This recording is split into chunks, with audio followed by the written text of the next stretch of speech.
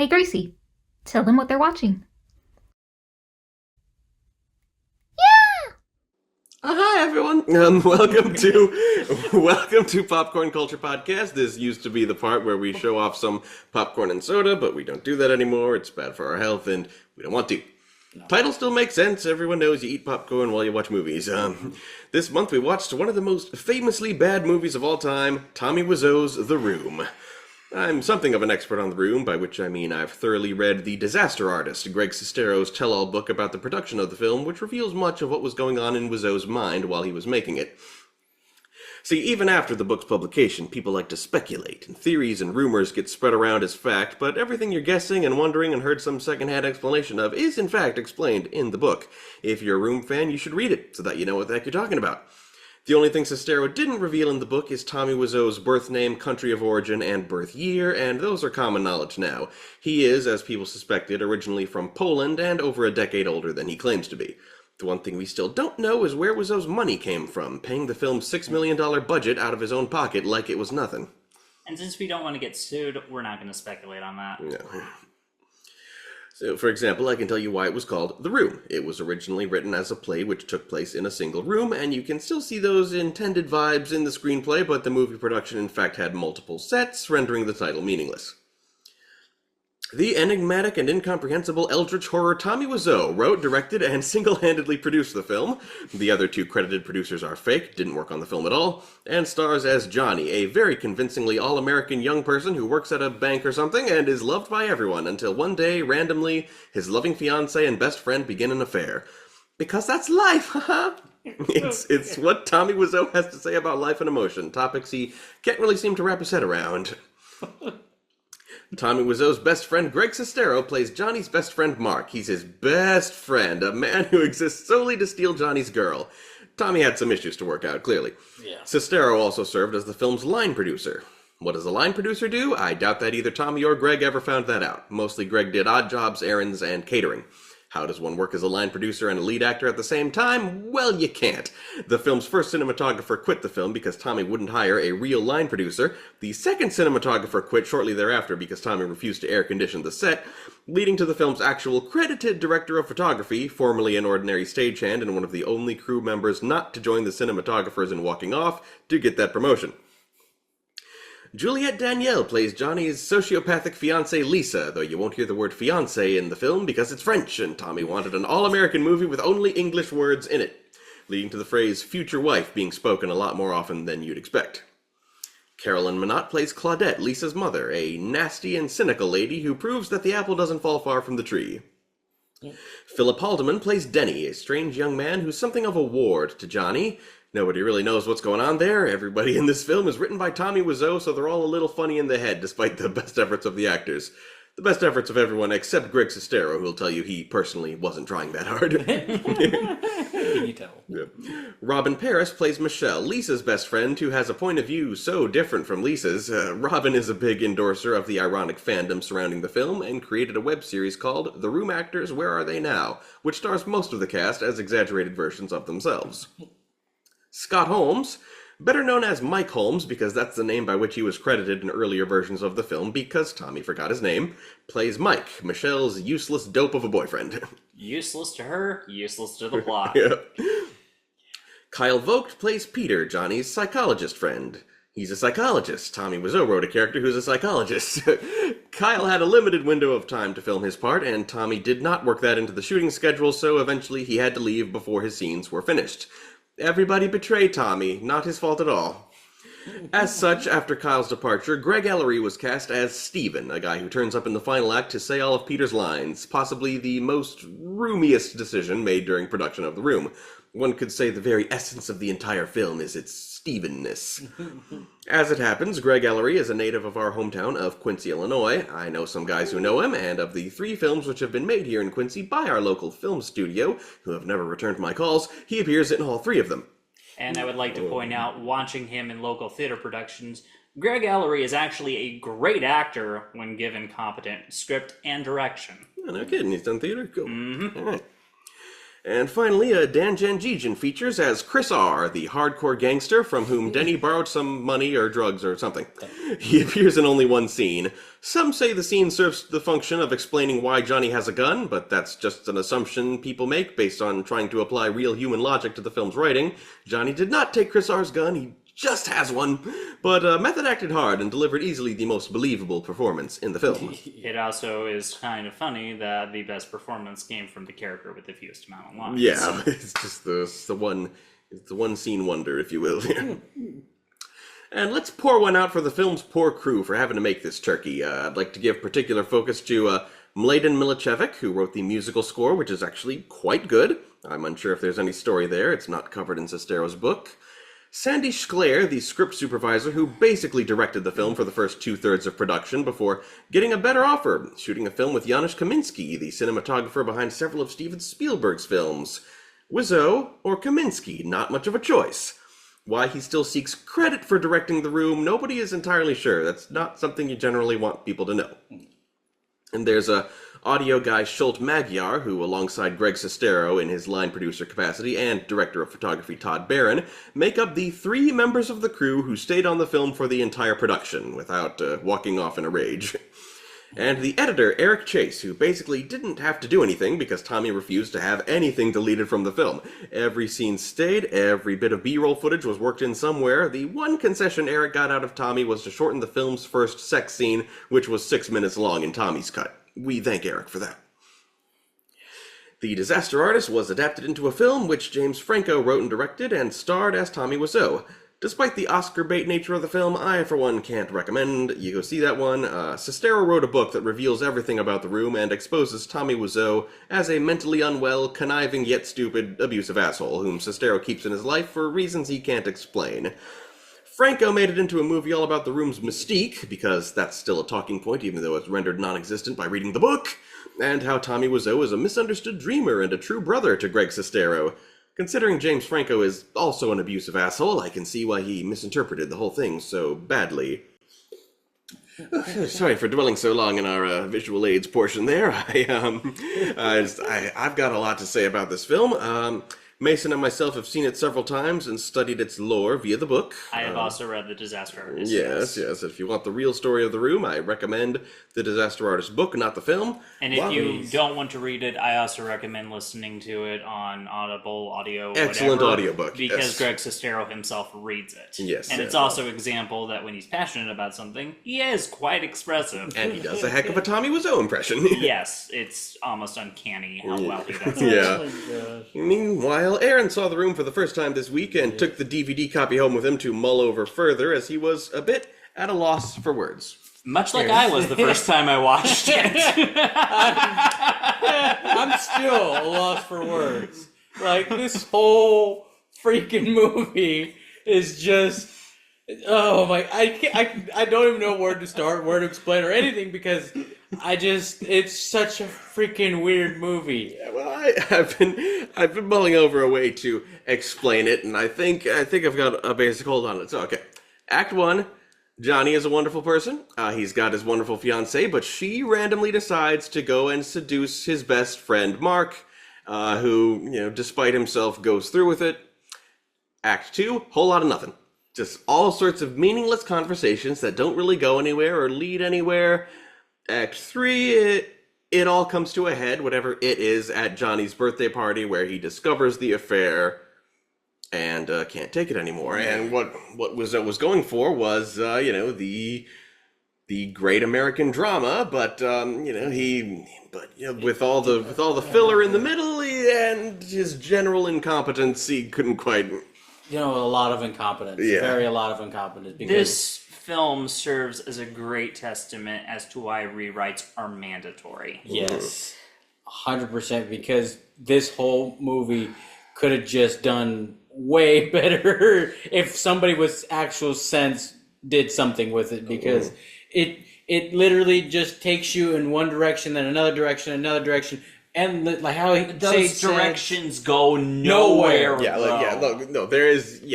I said, the whole second act, the bulk of the film is just scene after scene that come comes from nowhere, goes nowhere. Yeah. Doing a quick lightning round, for example. Claudette is confirmed that she definitely has breast cancer. Never brought up again. Apparently her brother is trying to buy her house. Never brought up again. Denny apparently owes this guy, Chris R., some money or drugs or something. Never brought up again. Denny apparently is seeing somebody, which surprises the hell out of me because he doesn't seem to know how old he is. Never brought up again.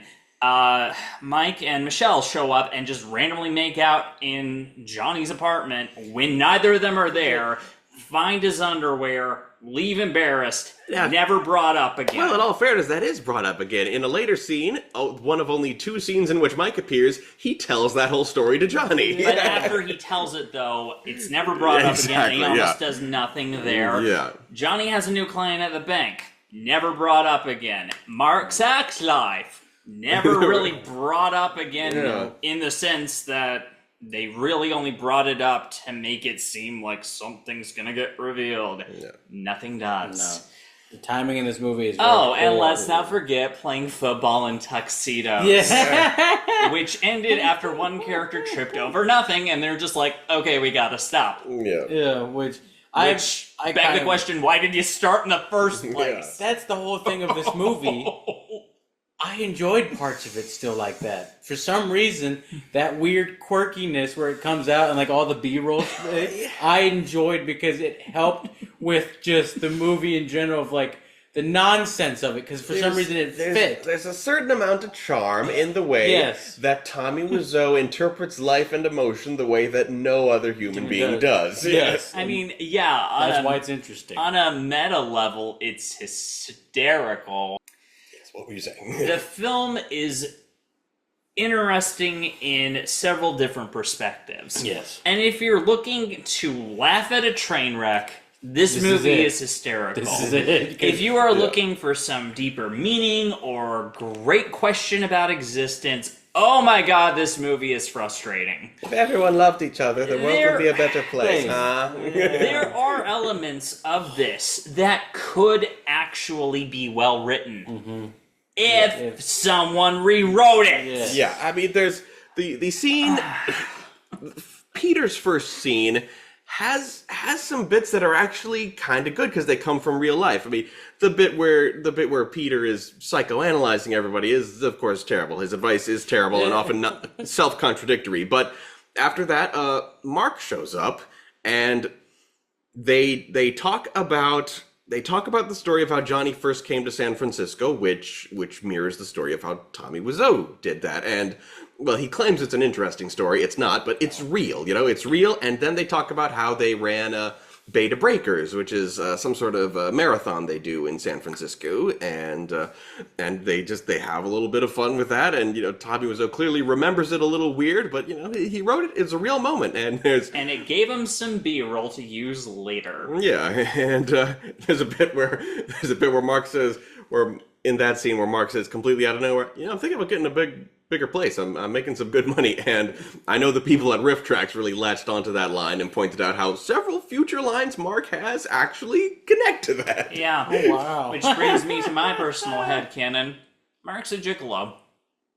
Some people say undercover detective. I could see male hooker. Yeah. I really could. Yeah. I really, because that scene really could. where she calls him and he's like, "I'm very busy. I He's can't." just sitting in a car with shades on. Yeah. I could totally see him being either an undercover cop who perhaps is running a prostitution sting, or is just a male prostitute. That is honestly my headcanon, though. I have nothing to back that up because the film does not give us any more information. It almost would fit if it was in today's, like, 2024 or not 2024 to 2025, because Uber and like DoorDash, because he could actually sit in the car. It would make sense to sit in the car. Sure, why not? But like, no, I forget what years was this in. 2003. 2003. So made no sense. It's just one of those lines that gets repeated throughout the movie. Like when Lisa's sitting around doing nothing, Denny comes in and she says, "Hey, I'm very busy. Won't you come in?" Yeah. Or I have to meet a client. Yeah. What client? What do you do? She's in the computer business. What does that mean? What? Do you work Nobody really knows. Do you work at Kinko's and you repair people's laptops? What do you do? Oh my god, it's just so frustrating. Because these are just tiny things that could have been fixed. Could have been. These characters have no head or tail. They really don't. Also, for whatever reason, Tommy Wiseau does not understand what the word funny means. Because apparently, when he tells the story of his first date with Lisa, she paid for dinner. Yeah. That's the funny part. Yeah. That's how our action was too, or just silence. He also doesn't know what sound a chicken makes. Cheep. You know what that reminds me of? What's that? A much funnier joke from Arrested Development, where all of them don't know what sound a chicken makes because they're so rich they've never seen one. But the fact that people other than Johnny do the same noise is ridiculous.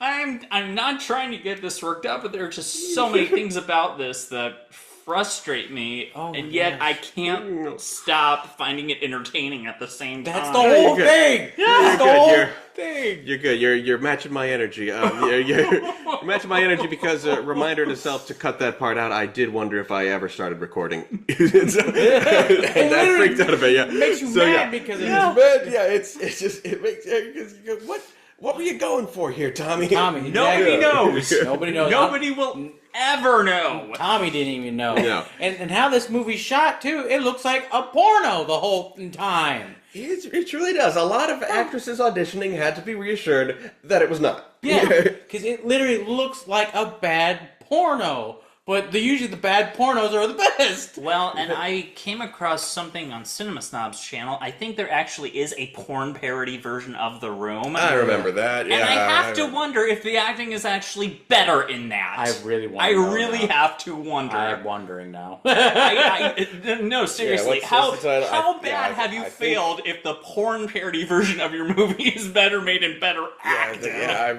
I think I saw that snob review, and that would have been a long time ago. I don't when I binged All Things Channel Awesome. Talk about that, yeah.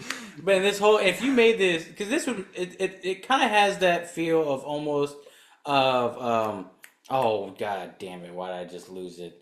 It has Curry in it.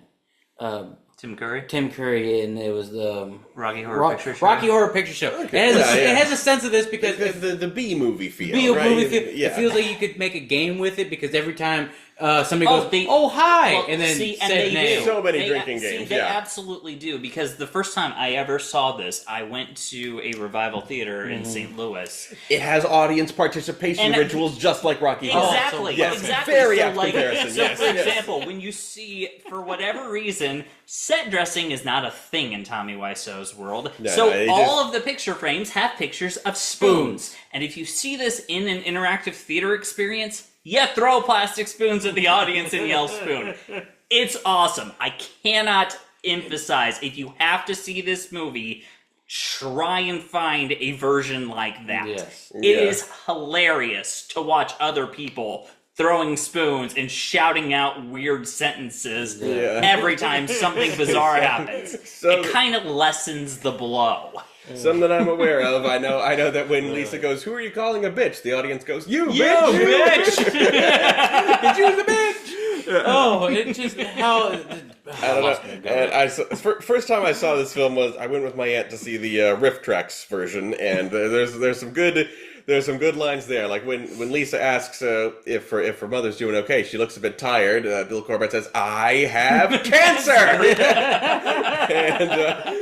and they talked about there is of course the very common observation that in the very first sex scene, Johnny seems to be thrusting in the region of Lisa's navel rather than the proper area, and what they also notice is that he's a bit off to the side. So I think he has a hip dick.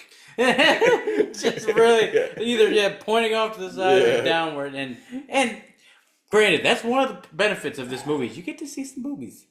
Yeah. Juliette Danielle, nice boobies. And she looks cheerful during the sex scenes. Yes. Yeah, that is. So for all the crap. On her part. Yes, I was about to say for all the crap we're gonna give the characters and Tommy Wiseau specifically. I want to say I really have to commend the actors for one, putting up with him, and two, the fact that they were asked to polish a turd. There's no way anybody was going to be able to give a good performance if they had more than 6 lines. But they floored it. They really did. That's just the best they can do. So again, we're going to crap on the character of Lisa, but the actual actress herself, I have nothing but the utmost respect. I really 100%. Do. Yeah, because she did it better when she was being cheerful and loving, while the conniving parts of Lisa she couldn't quite capture as well. But I'm sure that's just because she's a nice person. You know? Well, that, and I don't blame her because it is motivated by nothing. Absolutely nothing. Okay, I looked up. You know what? Sage, shut up. I don't like you anymore. that is how it happens. Out of nowhere. Okay, drinking game for the room. Best played with Scotchka, of course. the drink that Lisa mixes for Johnny early in the film. Scotch and vodka served warm. Yes, which everybody loves that. Yeah. Don't forget to wear your tie on your head, because how else will people know you're drunk? Right. Exactly. Okay, yeah. So, naturally, whenever a character says, "Oh, hi," naturally, okay. Whenever Lisa and Claudette have a talk. Take a big gulp when Lisa explicitly says she doesn't love Johnny anymore, because it comes up with a lot. They have 4 or 5 of the same conversation, Lisa and her mother. I also recommend taking a drink whenever anyone says Johnny's a good man. Yeah, because that's said a lot too. There's a lot or of back Johnny and forth. would be good for you. Yes, there's a lot of back and forth. They're like, it's like, I don't love Johnny, but Johnny's a good man. I should be with Johnny, but I don't love Johnny, and I'm going to go cheat on him. Okay. Take a sip whenever Johnny laughs or says "huh." Yeah. Yes, he does. He does laugh a lot. He just laughs at the most inappropriate times. Most notably after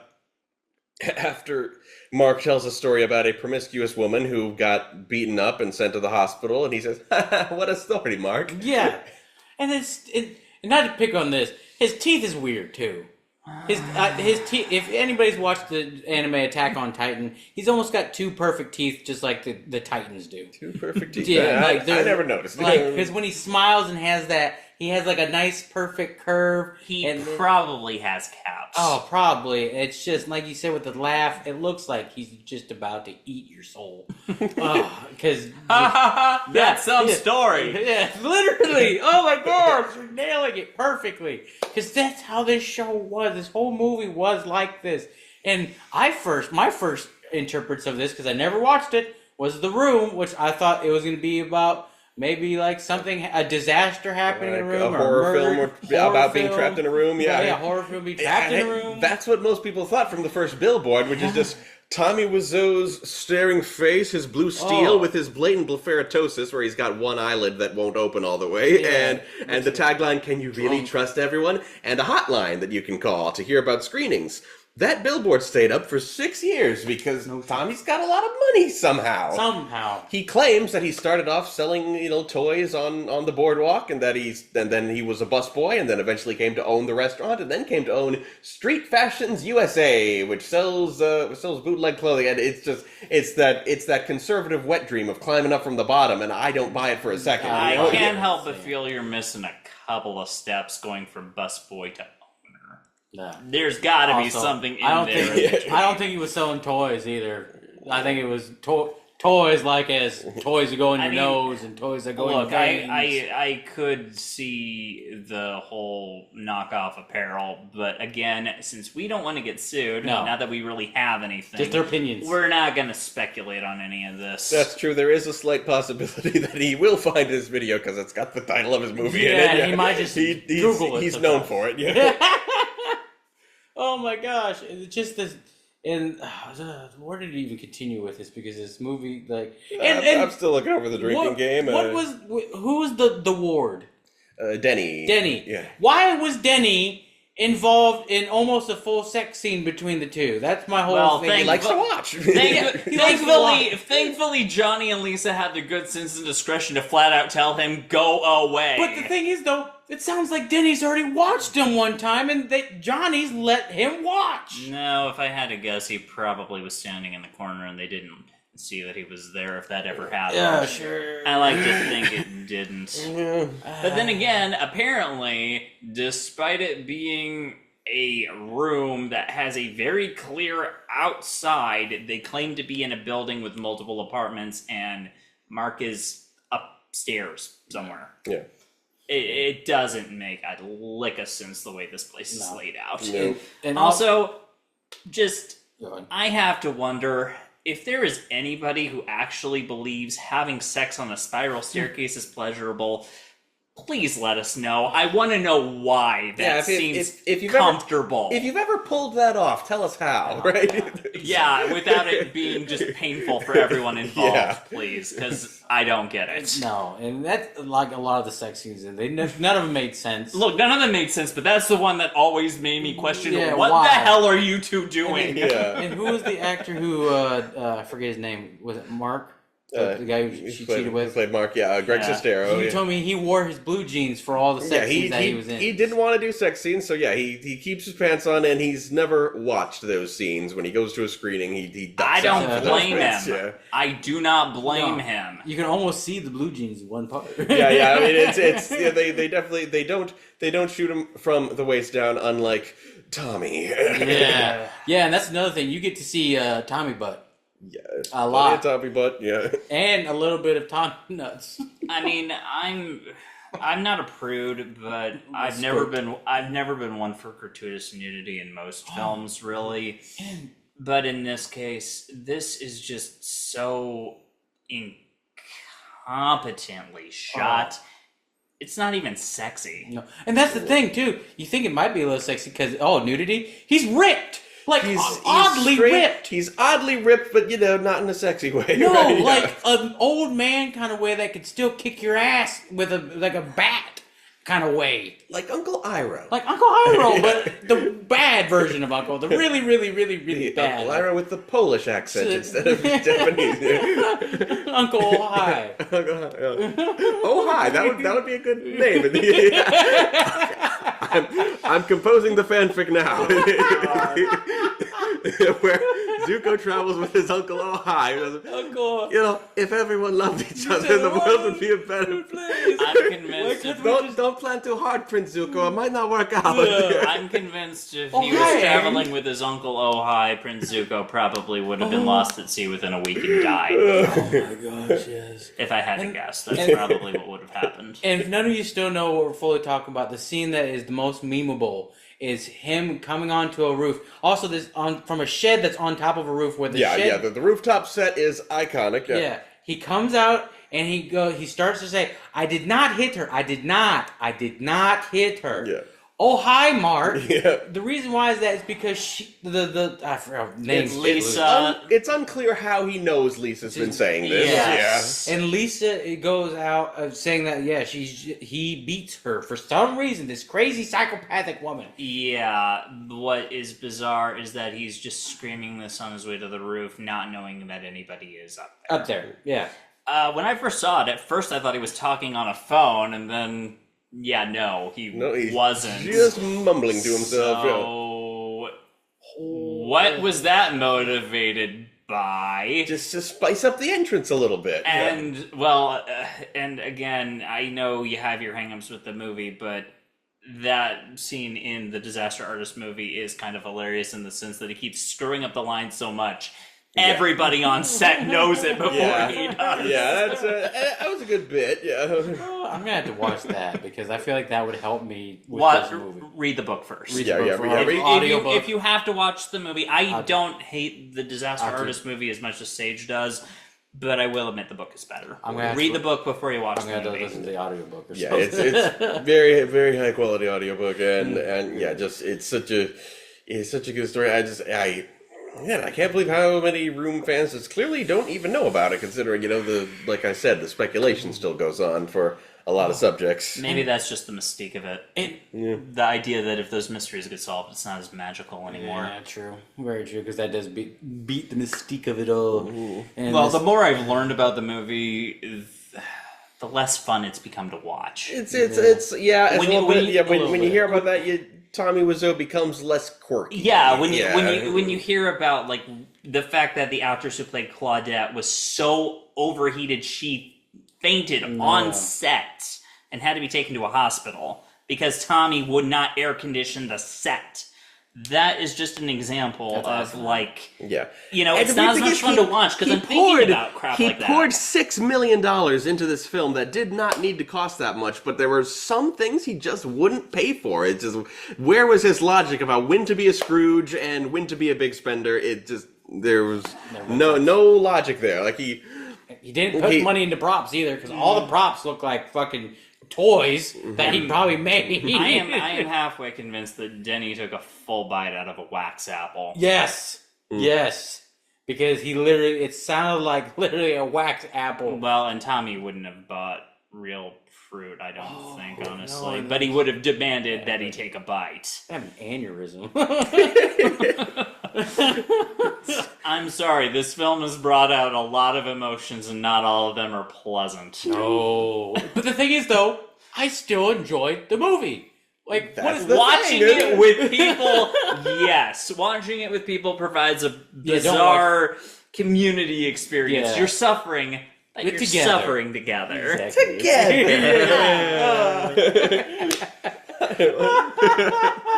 Oh man, this movie. It's been as close to. Oh man. Well, I'm good because I showed it to my grandpa and he walked out. He couldn't do it. Oh yeah, that's he walked out of his own home too. I told this to Sage because Mason let me borrow the movie because my dad seemed interested in it.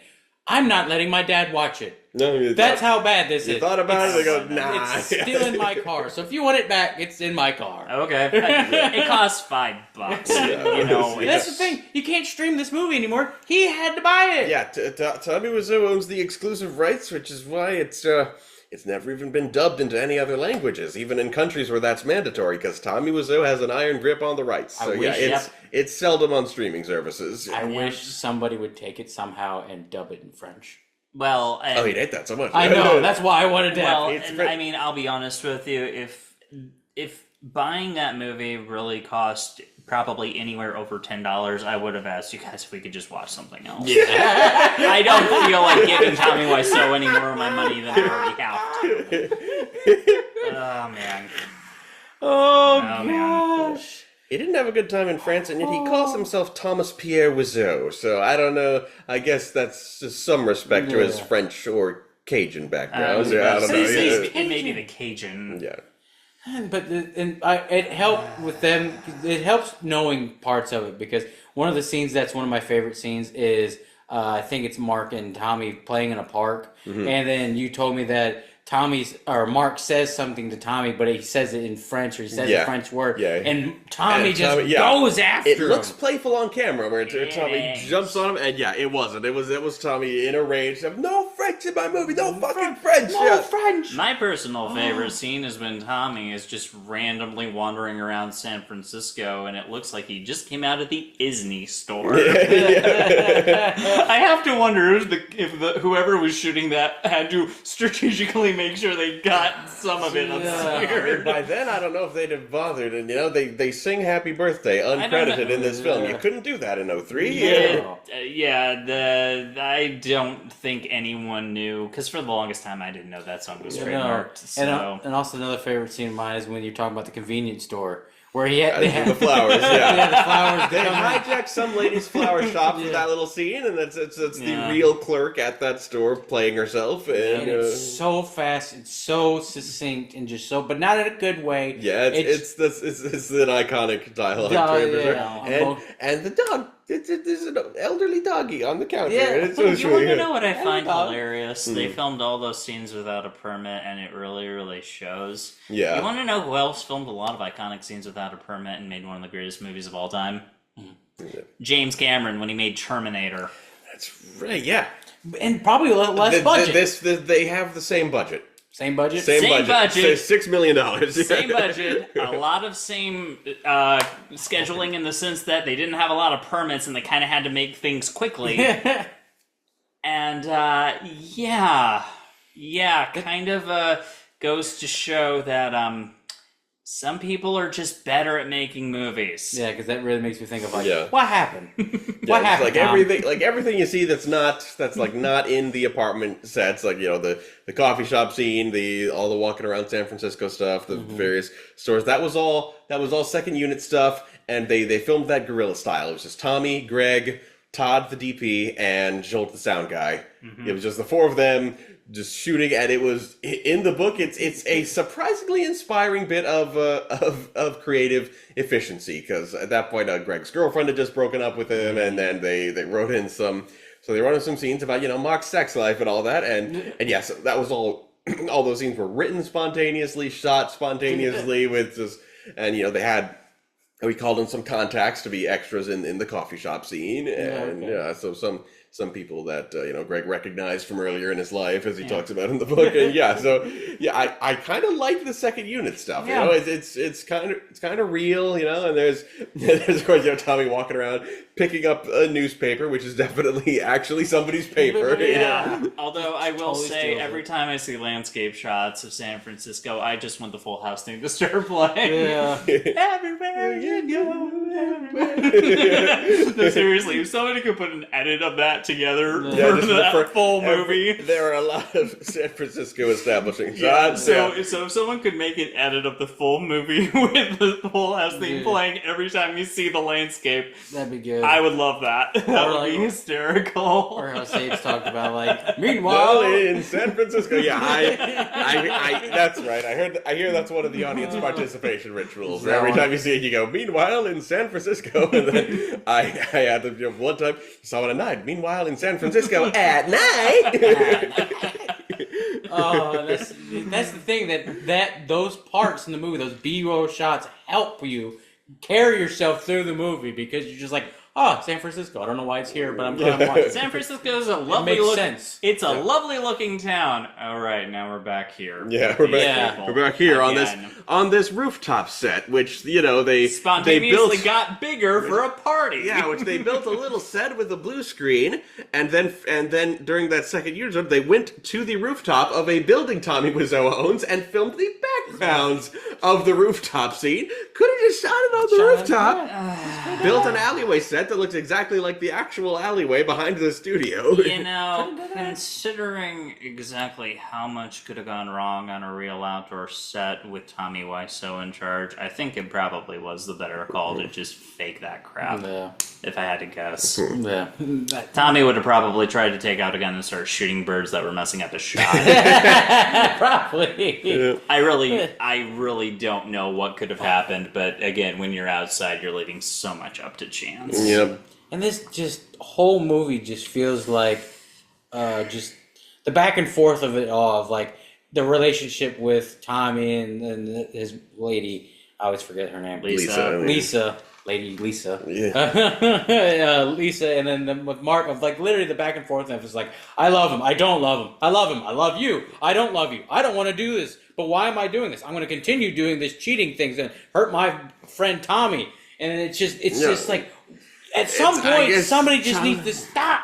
Just Tommy trying to make sense of something that happened to him, I figure. That's the whole thing. And he just didn't know. This is a real interaction. And see, the bizarre thing is, I am almost convinced that the character of Mark gets off on a cuckold fetish, because every time he's about to have sex with Lisa, before that, at least for the first 30 minutes, he has to always say, Johnny's my best friend. Mm-hmm. Yeah. 2 minutes before they go down to Plowtown. Yeah. So it's I think he's kind of getting off by saying that and being okay, now we can do it because I've made it clear he's my best friend. I got it in my mindset If now. you know that, and you know it's wrong, but you did it anyway, maybe you're just a shitty friend, Mark. Yep. Maybe you are. Yeah. He says he kind of mind. He says he doesn't mind, but I can tell he kind of minds. But I'm gonna do it anyway.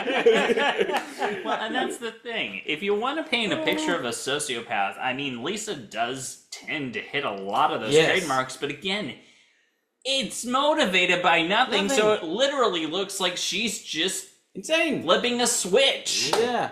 Which, now if you put it in that mindset a little bit, he's dating a psych ward patient It makes sense. But apparently they have been together for 7 years, Yeah. and they give you no inclination that during those 7 years They were having a bad she's time. been unfaithful or has been unhappy. Yeah. Until just now. Just this movie, just this moment. Yeah, just when the cameras start rolling. Yeah. I always forget. There's a visual effect that happens when, man, I wish I could remember because I hate that I'm bringing it up and then I can't remember. It's a visual effect of a state of observation. When you're changing, it changes it when you're observing it, and when you look away, it changes into something else. There's a scientific actual study that did this where they were observing two lines, and they noticed when they were observing it, it would show two lines, but when they turned away and they would capture it and record it, it'd be a completely different thing. See, the sad thing is there are moments where you kind of think this film just might do something correctly. Yeah, you think? One of my favorite moments of just sheer incompetence is it shows Mark and Lisa. They're obviously keeping a secret from Johnny. So when Mark enters the room, it dramatically shows a close-up of his face, then a close-up of Lisa's face, then a close-up of Denny looking out the window. So well done for a second there. Because it goes to show the audience these two are walking a very, very narrow path. Oh, and Denny's looking out the window at nothing. Mm-hmm. Let's see what Danny's doing. And yeah, one good moment of almost competence was, Steven comes so out of nowhere. His name is never stated. He's very clearly there just to say Peter's lines. A lot of fans interpret him as just being Peter played by a different actor because the old actor left. But, clearly that's not what he's intended to be, because Tommy wrote in an extra scene where Steven can walk in on Lisa and Mark to get him up to speed, so to speak. And Tommy wrote that in real quick, and Greg had to almost be proud of him for, spotting a plot hole and covering it up. But it's almost, yeah. From there, Steven's just a little bit too involved in everything. Pretty much. Yeah, because he's the one who's like, I can't believe you're doing this. I'm so upset about you. You're the last person to find out. Why are you suddenly so entitled to be angry? Exactly. He's like, this is going to shake up our whole group of friends. And Who are you? Literally. I love the lines that just almost seem like they're lampshading the film itself. Like when Claudette says, "What are these characters doing here?" Yes. Or when Lisa says, "I miss you," and Mark says, "What do you mean? I just saw you." Yeah, literally like an hour ago. I have to wonder, if he could have gotten away, just what Greg Sestero would have had. If he could have, with the exception of Guerrero's Street, I have to wonder if he could have gotten away with more ad-libs, what the hell would he have done? Oh my god, yeah. But Tommy did not like ad-libs. No, I know guessing. that. I'm just saying, if Greg Sestero really was able to get away with it, oh man, what about this movie would change? This whole movie was a could have been. This entire movie was that could have been. That's what I like that about bad movies. I think that could have been better. That could have been better, and I'm imagining the better movie in my head. Yeah, exactly. It's like there's nothing better than a really bad cup of coffee because you're imagining all the good cups of coffee you had to try to cover it up. Yes, you can do 100% agree with you because I had the same thing with barbecue. There is good barbecue, but for some reason you remember the bad barbecue way better, and you wish for the better barbecue. Yeah. Well, see, and I'm gonna bring this up just because I kind of like what they did with it.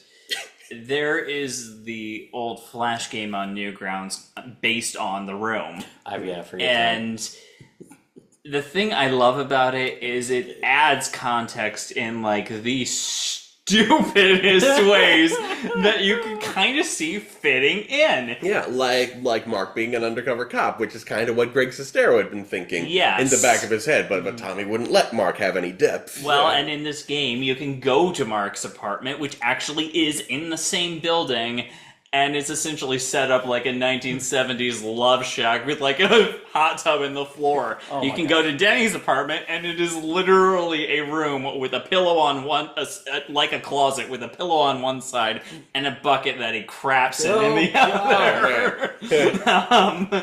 There's a scene where it shows Peter walking to the party But Chris R., who apparently didn't go to jail after Tommy and Mark dragged him to the police station in 2 minutes. Yeah, literally the fastest time. Apparently Chris R. steals a car and runs over Peter as Peter is going to the party, and that's... In this game, that explains why Peter's just never seen again. He was killed in a car accident, and no one knew.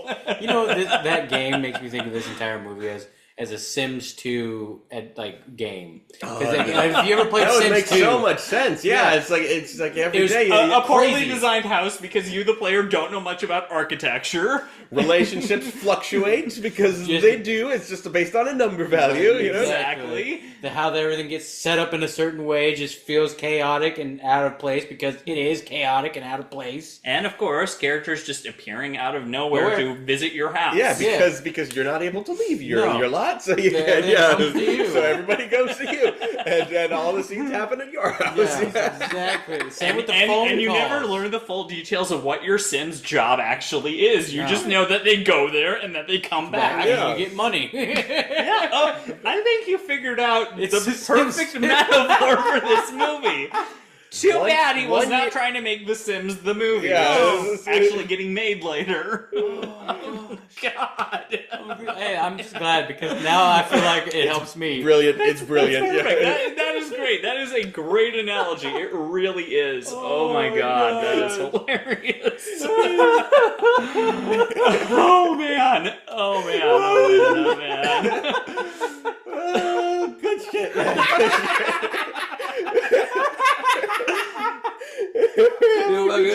Oh, I am so exhausted. That felt really good to just. And you thought we'd have nothing to talk about. I know. The room. It's a treasure of American cinema. It truly is. Yeah, treasure, sort of, kind of. It's a treasure in its own. It's not a diamond. It's not a silver nugget.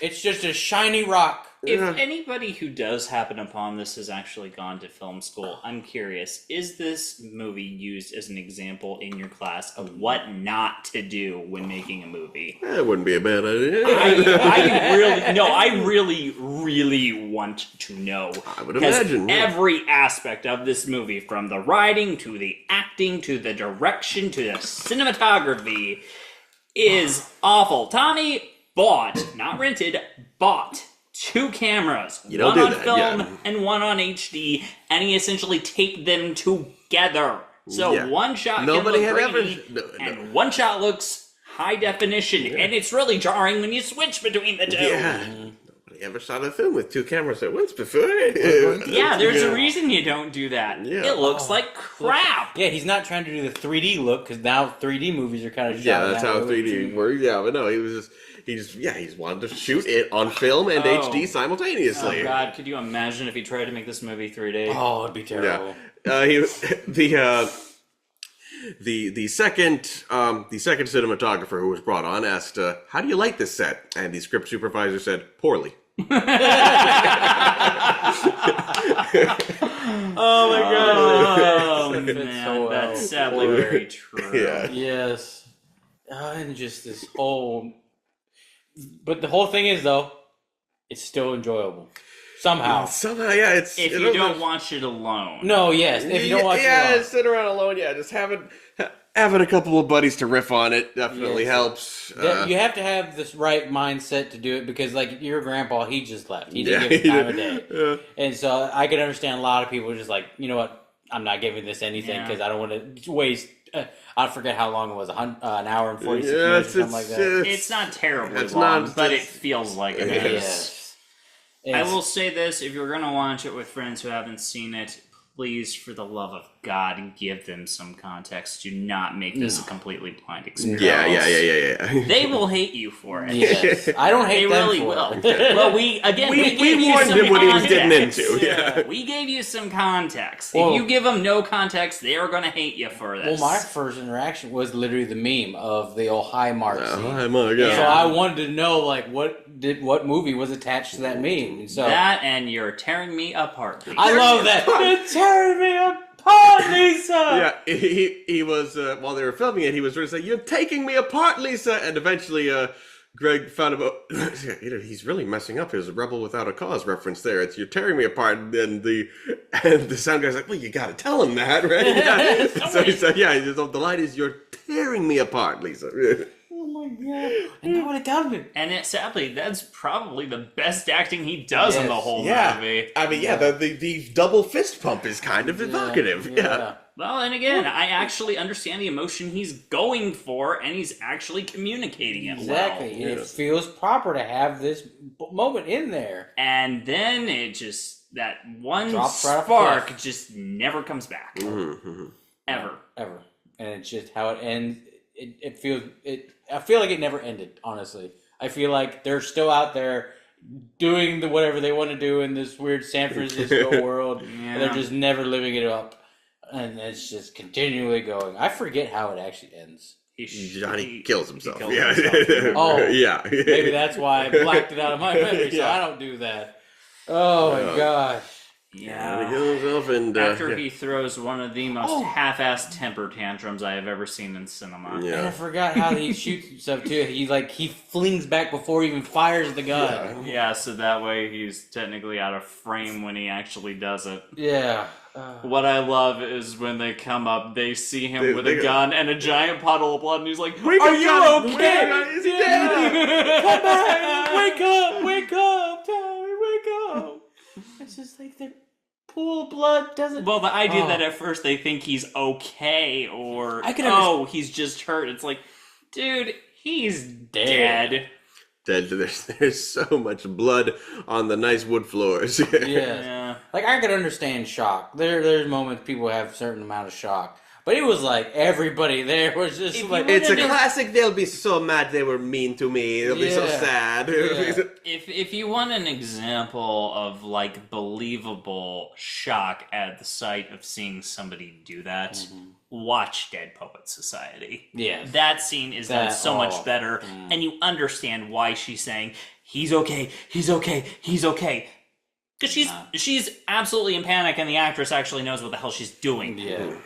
But yeah. Sorry, any chance I get to praise Dead Poets Society, I'm going to say. No, we needed that because it helps with it. Because we need something that's really good to help with this really shitty like thing. I said, anything that makes you think of better movies. Yes. Yes. Oh my gosh, 100% true. Yes, seize the day by pretending this movie is, not Actually good. Constantly running through your mind after you watch it. Yep. Greg Sestero had to say the line, "You don't understand anything, man. Keep your stupid comments in your pocket." He couldn't even wrap his head around it, but that's one of the iconic lines now. Comments in your pocket. Well, my favorite Mark line is, "You can fall off the earth, that's a promise." Right at the end there, yeah. I mean, I like the fact that he decided to man up and tell her to fuck off. Yeah. But that's not a promise. No, that's not a good way to say that line. Honestly, I would have liked it if he just said something along the lines of, "Screw you, bitch. I'm going home." Yeah. That would have been better. That would have been way better. That's the whole thing about this movie. This whole movie literally says it could have been. It could have been a movie. Because it could have been this, it could have been that, it could have been better. Yeah, it could have been what he wanted to. He wanted to be the next streetcar named Desire. It's lemon named Jerry. I have to wonder if he actually has ever read Streetcar Named Desire. And if he has, I have to wonder if he just watched the Simpsons episode that showed clips of a musical version of it. I could totally see that. Oh man. Well, and not to kind of ride this point because he clearly was not thinking about it, but it also really sucks that almost every female character in this show is just terrible. Yeah. They just go around shopping, sleeping around, drinking wine, lying, being bitchy, being manipulative, being sociopathic, being horrible, being insulting. Every negative trait people claim women have, he puts in this movie. Unfortunately, it is. Again, I'm not going to get on my, soapbox and talk about how this movie should have better representation because honestly, it's a miracle that this film had any representation. Yeah. But this film, it just is not a fun experience to watch, especially if you're a woman. Because he clear, at least in this world, he clearly thinks women are the root of everyone's misery. It which was is very just and there are a few conversations about that. no, I know. Yeah, it's just that's one of my biggest hangups No, that I I've mean, always had with this movie. No, I mean, I'm saying that there are some conversations among the men about how, it kind of fails the reverse Bechdel test as well. All the men sit around talking about how much women suck, kind of. Pretty much. So they make everybody look almost equally stupid, but like you said, they do. Everybody looks stupid. Johnny's a wonderful person. Yes, everybody looks stupid except Johnny, but here's the thing, though. Every woman in this show is apparently terrible. Yeah. Like you said. Say what you will, slutty, Peter doesn't actually drunk. do anything horrible to anyone. No. But that we know of. But it's oh man, should we just get to? I'm getting tired. Let's just get to our final. I love the passion that's come out of We this. did. I love the passion, but I'm pretty much. I think I'm out of things to say. Because my only thing I was gonna say left was gonna be my rating, and it's not gonna be Go ahead. Yeah. Because we watched this and I had a few days to mull it over to really think about it. And the more I thought about it, the more I didn't want to think about it. Because it was just maddening and insane, and it felt like I was staring into the eyes of the deep one, Cthulhu, and he was implanting in my brain. Hi, Cthulhu. Oh, hi, Cthulhu. That would be great. That would fucking be great if we did something like that. But just the more I thought about it, I was like, I can't think about it. So I stopped thinking about it, and then I was like, pros and cons. And the one thing that... Did you find it? Pros and cons. That's funny. That there's pros. Yeah, there's pros. Because I'm going to tell you the one pro that literally got me to this: boobies. And so I was gonna give it a B for boobies. I'm like, I can't even do that because it was such a terrible movie, such a terrible movie. So I can't give it an F because I enjoyed it, but I'm gonna give it like a very low D, a very like D minus, because I enjoyed it. It's a passable movie. So D is technically passable in certain areas, not in college. I guess C then. But so you want to give it C for crazy. That's my whole thing. I still can't even give you a proper rating because I don't know. Because it's just so maddening. It's just so absolutely maddening. So I'm gonna give it. I'll give it just a D. I'm gonna give it a D for a D. Yeah, delusional. You know, it doesn't have to stand for anything. I know, right? but for me it helps. Me? Okay. Yeah, I know. I was just gonna give it something snarky like an F plus. You know, I mean, I think I know if we're going D, I know. I think it has a little more going for it than boobies. Juliet, like I said, Juliet Danielle has very nice boobies. we get a fairly good look at them without Tommy Wiseau's meat in the way, right? Yeah. Because that's what I said. I did enjoy this movie still. Yeah.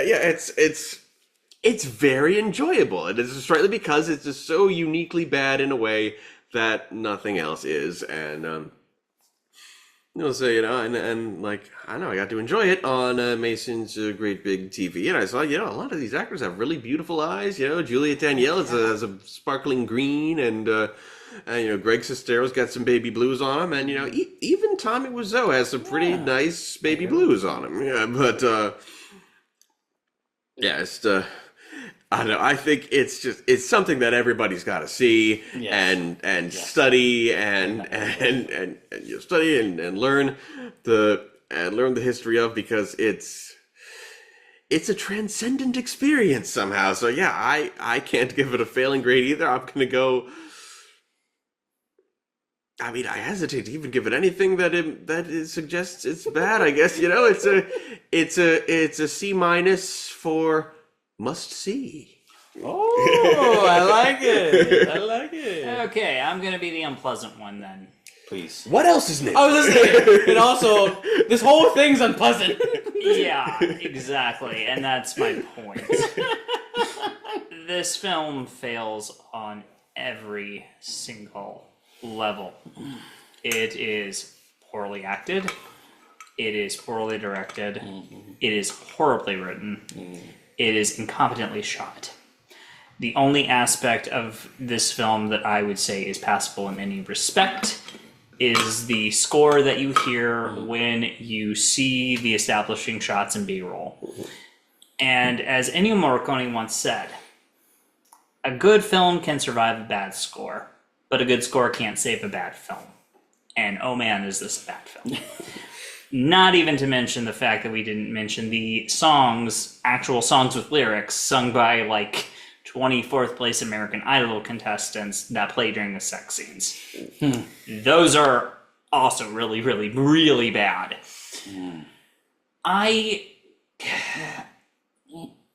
In the moment when I watch this film and I rag on it with friends, it is an enjoyable experience.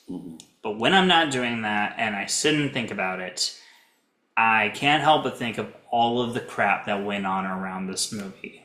Everything I've read in The Disaster Artist, everything I've seen in the movie that has been exaggerated, all the testimonials from the people who worked on it, reminding me that while I was laughing my ass off at this, people were absolutely miserable making it. This film is something that should be watched, should be studied, and should be taught as an example of how you do not run a movie set and how you do not make a movie. I cannot in good conscience say watch this as an actual cinematic experience. Of course not. Watch it as an experience to make fun of it, essentially. But yeah, I cannot pretend in any metric or scenario that this is a good movie. It can be an enjoyable movie, again, if you're just taking the piss.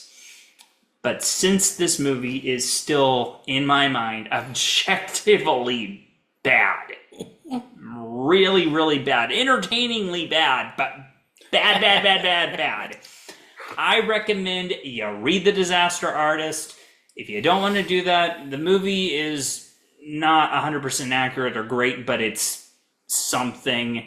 Hell, play the Flash game on Newgrounds. Do not think, though, that this is a quality movie experience, because it's not. If I could give it a rank of E in Sonic to be the absolute worst, I would, but since we're doing grades, I gotta give this movie an F. I cannot justify giving it anything other than failing. Yes, I agree with you because I like but because I like that you're the more just stern out of us because I'm still a little hopeful. You still enjoyed it because you have more. I enjoyed our experience, but you're more it. real with it. I enjoyed our experience watching it, but outside of that, no, I cannot pretend that this is it has any quality as it's on its own. If you're gonna watch this by yourself, you're gonna hate it. Yeah, that's true. That's why I didn't let my dad watch it because I didn't feel like watching it with it. Again, I did not want to go through that again. But I mean that was a very good ending review. One of the best we've had. That was completely off the cuff. I like that. Yep. Yeah, that was. This has been a good experience. I mean, we've never been so passionate. That's why I couldn't fail it. You know. I personally think that for me, those improv classes might be helping. There you go. Yeah. For me, it's just I'm emotional. But like he said, watch it with friends. Not family, unless your friends are your family. Like I said, the most optimal experience is to go to a revival theater where it's the interactive experience where people are throwing shit and yelling at the screen. Yes. Well, maybe watch it without that first, but definitely still not that's alone. I only recommend that because that is how I first watched this film. Yeah. And that was a great experience. I still enjoyed it. My first time watching it was at a Riff Tracks live event, so that was that helped with the constant jokes. Yeah, and like I said, you two there with me, understanding like the subplot and other things underneath really helped me enjoy the movie. Yeah, but again, if you're going in it completely cold, or you're springing it on your friends, or you're watching it by yourself, you're not going to have a good time. Yeah, it doesn't work that way, No, but I like it. But yeah. Well, join us next time for our series finale. We will be covering Nashville, which I understand is a big ensemble piece from the 70s. Yeah. Yep, it's a 1975 Robert Altman film, and it is one of my favorite films of all time. All right, well, it's well, that's sure to be a film that's actually enjoyable as a film, shall we say? Yes. Yeah, I'm glad that this is going to be our next one because it really carries it and like really helps with yeah, it. it seemed finale worthy when you described it. I think you two will really enjoy it, and Aaron, I can guarantee you one thing: it does have the most enjoyable aspect of the room in this movie as well for you. Oh, nice. So there you go. The boobies. Okay, that's it. Yes, the boobies. Are we talking about good music? I mean, no, he said boobies. It's got phenomenal music, but I know Aaron likes boobies. I mean, I do too. Yeah, you know. I think we broke him. Yeah, probably. I think he's finally done.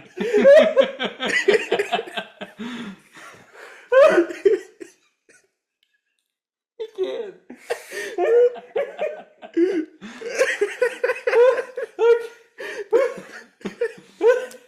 Sorry, I had to give him something to look forward to. Oh, this is a good episode. Yes. I got to start editing these things. Yes. Okay. See. Some people ought to see. All right, Okay. I think we're done. Yes. To support Tapas and learn more, visit our link tree.